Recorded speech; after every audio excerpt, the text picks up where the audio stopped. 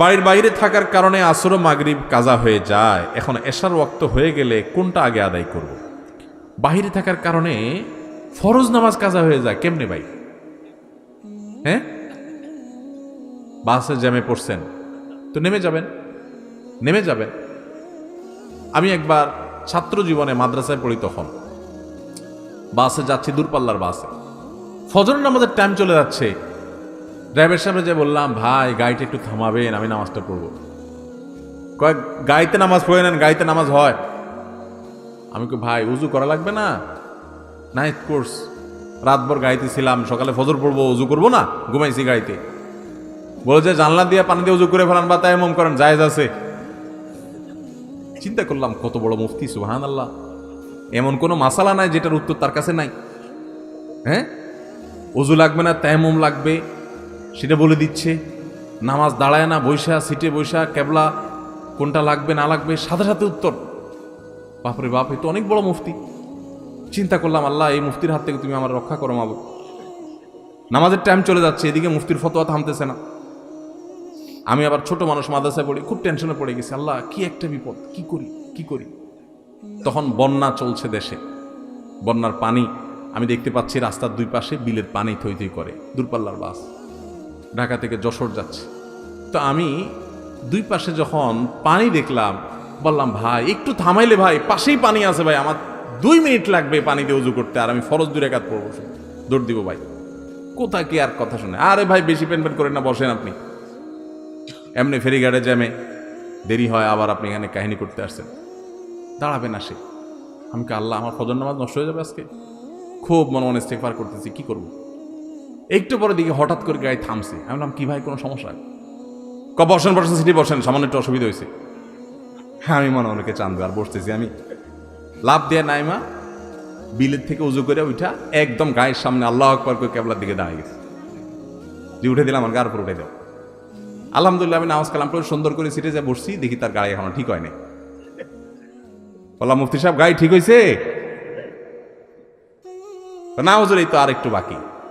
আমি তো আর 1 ঘন্টা বাকি হইলে আর দুঃখ নাই, আমার নামাজ হয়ে গেছে আলহামদুলিল্লাহ। বহু মানুষ আছে আমি দেখছি, নামাজি মানুষ গাড়িতে সফরে গেলে নামাজ পড়ে না, মানে সাহস করে বলে না। অনেক নামাজি মানুষ আছে, আপনার উঠার সময় হিসাব করা উচিত, ড্রাইভারের সাথে চুক্তি করা উচিত, ভাই আমি তোমার গাড়িতে উঠবো, যাবো, আমাকে কিন্তু নামাজের ছুটি দিতে হবে, নামাজের সুযোগ দিতে হবে। এবং অনেকে আছে দেখি ট্রেনে নামাজ পড়ে না, বিমানে নামাজ পড়ে না। আরে বিমানে আমি জেদ্দা থেকে আসতেছি, ওমরার যাত্রী, হজের যাত্রী, হজের সফরও দেখছি, ওমরার সফরও দেখছি, যে সব টাক মাথা, মানে সব ওমরা করে আসতেছে। তো সব চুলচাচা মানুষ ওমরা করে আসতেছে, মাশাআল্লাহ। নামাজের রক্ত চলে যাচ্ছে, দেখি সব দিব্যি ঘুমাইতেছে। কিছু কিছু চাচা আছে দেখি যে পান খাইতেছে বিমানের ভিতরে, নামাজের টাইম চলে যাচ্ছে। বললাম চাচা নামাজ পড়ছেন? কয় না তো বাবা। তো নামাজ পড়েন নাই, টাইম চলে যাচ্ছে তো, পান খাইতেছেন। কয় বিমানের নামাজ পড়বো কেমনে? বিমানের পান নিয়ে আসছেন, বিমানে পান পাওয়া যায় না, বিমানের অন্যান্য খানা দিল, পানটা আপনাকে দিবে না, এটা বুঝেন, এটা মাথায় আছে, সেজন্য পান সাথে নিয়ে আসছেন। তো বিমানে যদি উজু করতে না পারেন, বুড়া মানুষ, তাই মাটি আনেন নাই কেন? নামাজের গুরুত্ব বুঝে না। ভাইরা আমার, নামাজ কি জানেন? ওমর ফারুক রাদিয়াল্লাহু তাআলা আনহু ফজরের নামাজে ছিলেন। ফিরোজ আল-লুন নামক অগ্নিপূজক যখন খঞ্জর দিয়ে তার পেটে আঘাত করেছেন, নাড়ি বুড়ি বের হয়ে গেছে, কিন্তু প্রাণ তখনও বের হয় নাই। উনি তো লুটায় পড়ে গেছেন। ওনাকে নিয়ে যাওয়া হলো। যখন নিয়ে যাওয়া হয়েছে, উনি নামাজের ইমামতি করতেছিলেন ওই অবস্থা।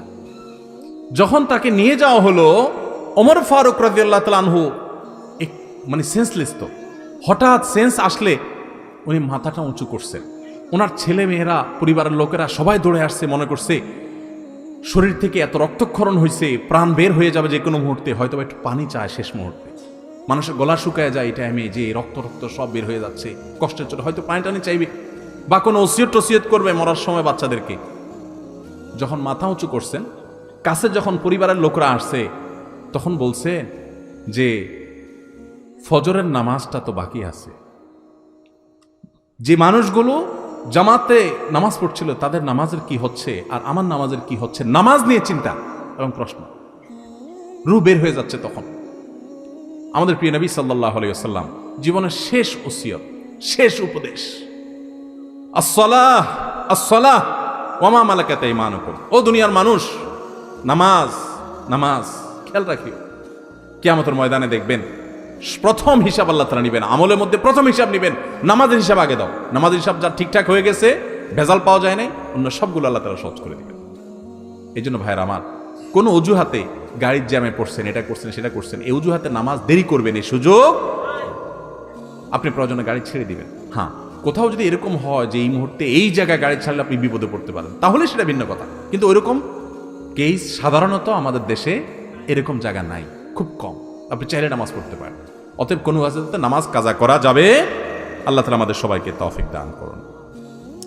যদি কোনো কারণে কাজা হয়ে গেছে, আপনার ইচ্ছার বাইরে ভুলে গেছেন বা ফাঁসা গেছেন কোনো কারণে, তাহলে পরবর্তীতে আপনি নামাজগুলো পড়ে ফেলবেন এবং যে কাজা হয়ে গেল এটার জন্য আল্লাহর কাছে মাপ চাইবেন।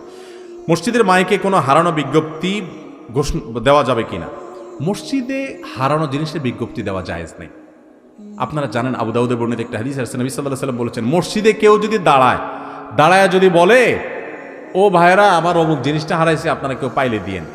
সুন্নত হইল তার জন্য বদদুয়া করা। কি বদদুয়া করবেন? লা রাদ্দাল্লাহু আলাইক, আল্লাহ তাআলা তোমার জিনিসটা তোমার ফেরত না দেখ। তুমি আল্লাহর ঘরে আসছো ঘোষণা দেওয়ার জন্য হারানো জিনিসের, এটা হারানো জিনিস ঘোষণা দেওয়ার জায়গা, দুনিয়ার ধান্দা করার জায়গা মসজিদ না, এটা ইবাদতের জায়গা। মসজিদের বাইরে গিয়ে দাঁড়ায় বলতে পারেন, ভাই মুসল্লিরা আমার অমুক জিনিস হারাইছে, কেউ পাইলে দিয়ে। এই জন্য মসজিদে হারানো জিনিসের ঘোষণা দেওয়া জায়েজ নাই, হারাম না, জায়েজ। জানাজা শেষে মাটি দেওয়ার পর হাত তুলে মুনাজাত করার কোনো দলিল আছে কিনা? হ্যাঁ ভাই, এই জায়গায় হাত তুলে দোয়া করার দলিল আছে। নবী করিম সাল্লাল্লাহু আলাইহি ওয়াসাল্লাম নিজে এ আমল করেছেন।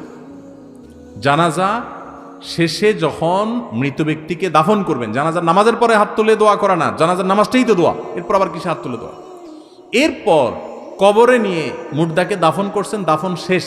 এবার যারা দাফন কাজে শরীক হয়েছেন সবাই কেবলামুখী হয়ে আল্লাহর কাছে প্রত্যেকে যার যার মতো, প্রত্যেকে আলাদা আলাদা করে যার যার মতো আল্লাহর কাছে দোয়া করবেন মুর্দার জন্য। কি দোয়া করবেন? নবী সাল্লাল্লাহু আলাইহি ওয়াসাল্লাম বলেছেন, সালু লি আখিকুমুত তাসবীত, ইস্তাগফিরু লি আখিকুম ওয়াসালু লাহুত তাসবীত, আও কামা ওয়ারাদ ফিল হাদিস।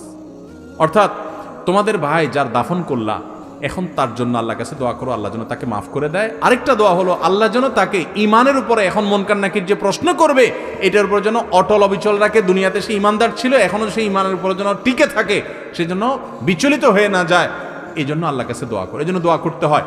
বাংলায় আপনি দোয়া করতে পারেন, আল্লাহ আপনি অমুককে, যার কবর আমি দিলাম মাত্র দাফন করলাম, আল্লাহ তাকে মাফ করে দেন। আর তিনি দুনিয়াতে যেরকম ইমানদার ছিলেন, এখন মুনকার নাকিরের প্রশ্নের জবাবেও আপনি তাকে ইমানের উপরে টিকে থাকার তৌফিক দান করবেন। এই দোয়া হাত তুলে করাও নবী সাল্লাল্লাহু আলাইহি ওয়াসাল্লাম দ্বারা সাবিত এবং প্রমাণিত, কেবলামুখী হয়ে। এই জন্য এটা সুন্নাত এবং এটা করবেন। আমরা অনেকে জানাজা পড়ার ফজিলত জানি, দাফন করার ফজিলত জানি না। আপনি জানেন জানাজা পড়লে যেই পরিমাণ সওয়াব হয়, জানাজার পর মুর্দার লাশের পেছনে পেছনে যায়া কবরস্থানে দাফন হওয়া পর্যন্ত অপেক্ষা করা, এটার মাধ্যমে ঠিক তার সমপরিমাণ সওয়াব পাওয়া যায়। ম্যাক্সিমাম মানুষ জানাজা পড়ে চলে আসে, কবরস্থান পর্যন্ত যায় না, এটা যাওয়া উচিত, সুন্নাহ।